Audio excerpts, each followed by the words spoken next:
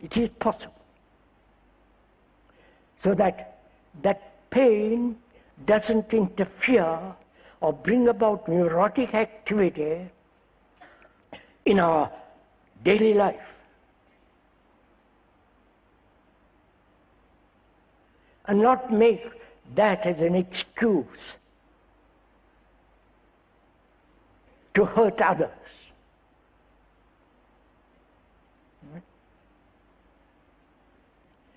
And we bear psychological pain.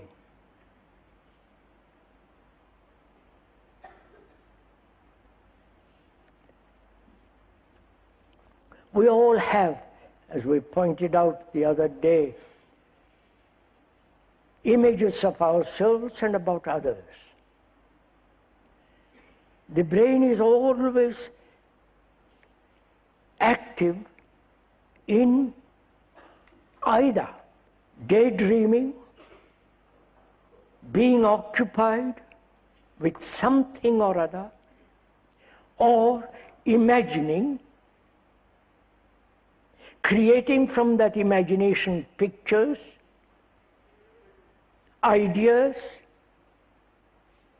and gradually from childhood one builds this structure of the image which is me. And each one of us is doing this constantly. And it is that image that gets hurt, which is me. Right? As we pointed out, when one is hurt, there is this resistance, which is building a wall around oneself and not to be hurt anymore, and therefore more fear and isolation and the feeling of having no relationship and encouraging loneliness, which brings about sorrow also. I hope we are together thinking, following this, and not merely listening to a series of words or ideas which will become rather boring. But if we actually see, aware that how this hurt, with all its consequences, is part of our life, and whether those wounds can ever disappear completely. Because if that doesn't disappear completely, it's part of our sorrow. Right? Are we following this? Are we thinking together? And there is this pain of isolation, separateness.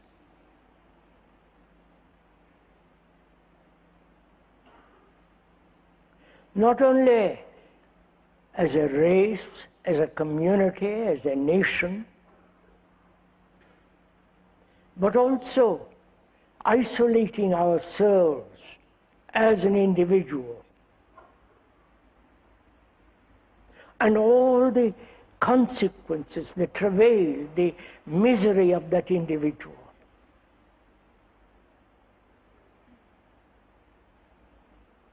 I have this great pain, this sorrow, either of his deformity or the death of someone with whom I've lived for many years, and the ending of that person. There is this sorrow. Sorrow is the essence of isolation. Right? I wonder if you understand that. Right? When we are totally isolated, completely alone, and that feeling is sorrow.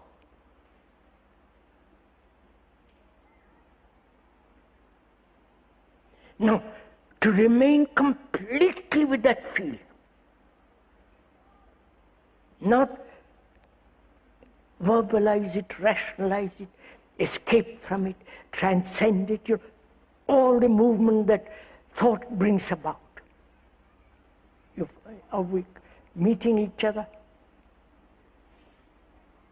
So that when there is that sorrow, and when thought doesn't enter into it at all, which means that you are completely sorrow. Not that you are trying to overcome sorrow, you are totally sorrow.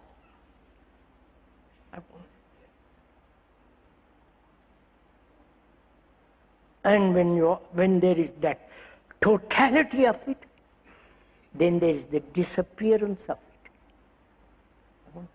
It's only when there is fragmentation, then there is travail. You understand? Are we meeting each other?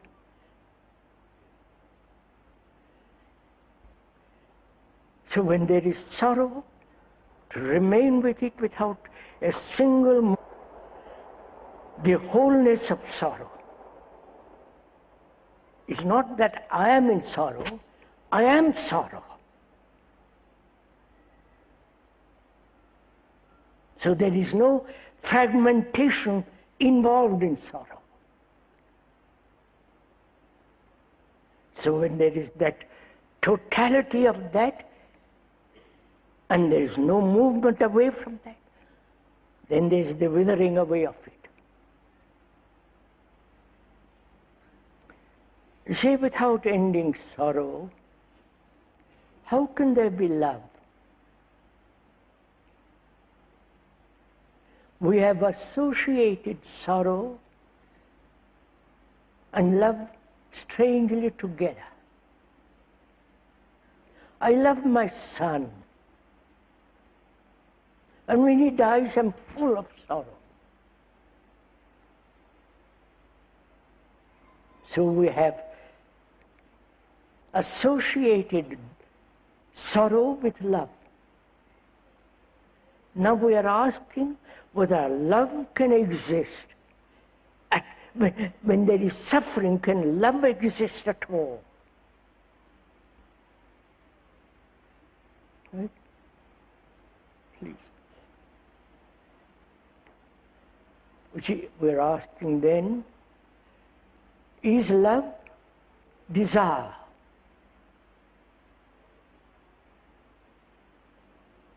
Is love pleasure? And when that desire, that pleasure is denied, there is suffering. And we say suffering as jealousy, attachment, possession and all that is part of love. That's our condition, that's how we are educated. That's a part of our great inheritance, tradition. Now we're asking,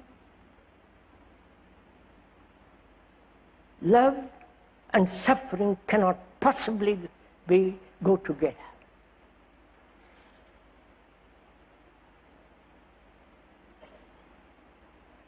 Right? That's not a dogmatic statement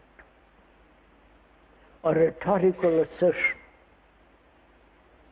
But when one looks into the depth of sorrow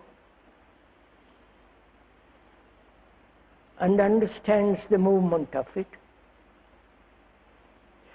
in which is involved pleasure, desire, attachment, and the consequences of that attachment which brings about corruption. If we are tied to anything, it will bring corruption, inevitably.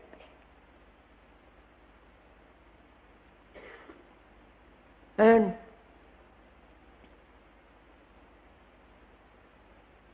when one is aware, without any choice, without any movement, aware of the whole nature of sorrow, then can love exist with sorrow? You understand? Or love is something entirely different.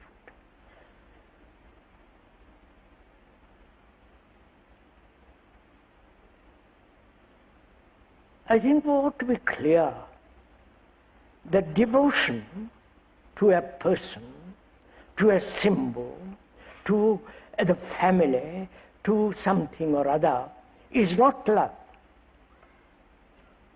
Right?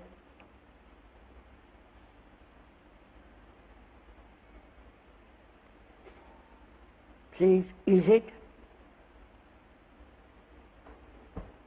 I'm devoted to you for various reasons. There is a motive behind that devotion. Love has no motive. Right? If there is a motive, it's not love, obviously. If you give me pleasure sexually, various forms of comfort, dependency,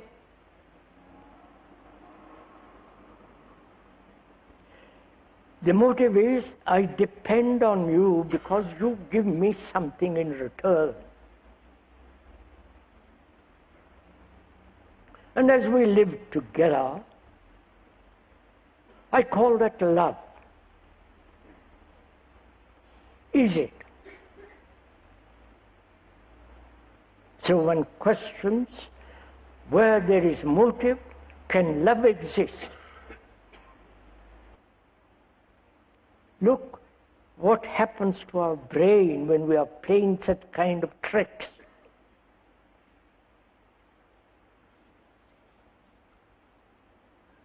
I say I love you. I have a motive behind that love. I am ambitious. I want to be spiritually next to God, especially in His right hand. I want to achieve illumination, all that deception. You cannot achieve illumination. You cannot possibly achieve that which is beyond time. But that is our constant endeavor, psychologically. So I'm ambitious, competitive, conforming, jealous, fearful, hating, all that's going on, psychologically, inwardly. Either we are conscious of it or deliberately avoiding it. And yet I say to my wife or father, whatever it is, I love you. So what happens when there is such deep contradiction?